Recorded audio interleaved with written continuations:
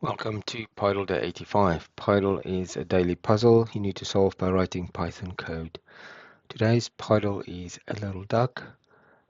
Just watch out for the eye, which is a small square emoji.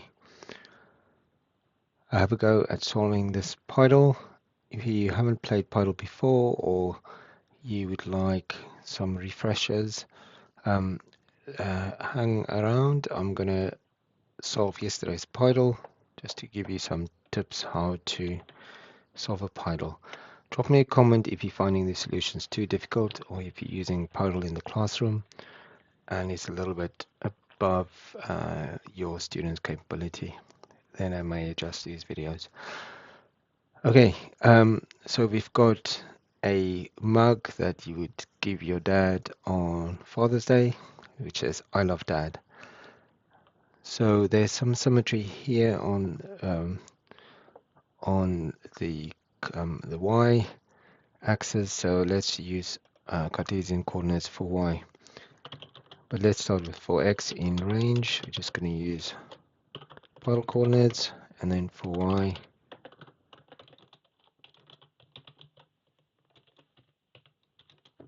we use Cartesian coordinates. Okay, so let's do the white pixels because there aren't many of them, and there's some symmetry there. So we're going to do if absolute value of y equals 2, so that's these top and the bottom pixels, and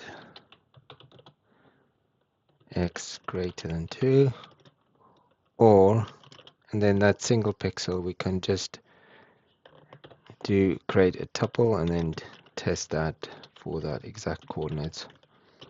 Those coordinates are x is 3, 0, 1, 2, 3, and y is 0 if we're using Cartesian coordinates for y. Okay, and then we do Pydle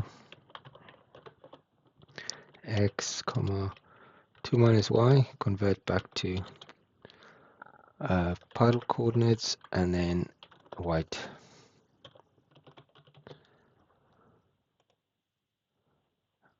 I love it when you can start seeing the outline of what you're creating. So we can now simply just color the rest of the pixels as blue. Okay, so else and blue.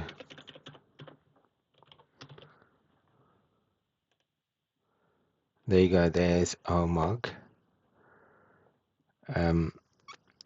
Now for the kind of strings, the letters, what I'm going to do is I'm actually going to create a two-dimensional list with all the characters for the mug part, excluding the handle. And I want to do this because I want to use the Python walrus operator. If you're not familiar with the walrus operator, go to W3 Schools and go to operators. There's a link to W3 Schools, and they will explain that to you. So what the walrus operator allows to do is to define a variable in an expression. So if I create my list here, so that's the outer list, and then what I want to do is I want to repeat a blank, these blank kind of list of blank characters. So I'm going to define a variable called b using the walrus operator, and I'm going to say that needs to be 3 blanks. Okay, so that's the first element in my array, so that's the top row. Then I want to say I a blank, and then a heart emoji, I love. Then I want to say, then we need a blank row. I'm going to say dad. And then the final one is a blank again. And not like that, just like that. Okay, so what's going on here? So this one's a list of 3 blanks, but I've defined a variable called b, and I assigned that list of 3 blanks to it. Then I've got the I love sequence, and then the blank repeated, and then dad. Why can I just use the string dad? Well, string is just a list of characters, so I will be able to index that, and then a blank to finish it off. So now we can say C 2 minus y. We need to convert the y back to Pydle coordinates, and then index of x. So this outer list, get the right row, and then get the right character in that row.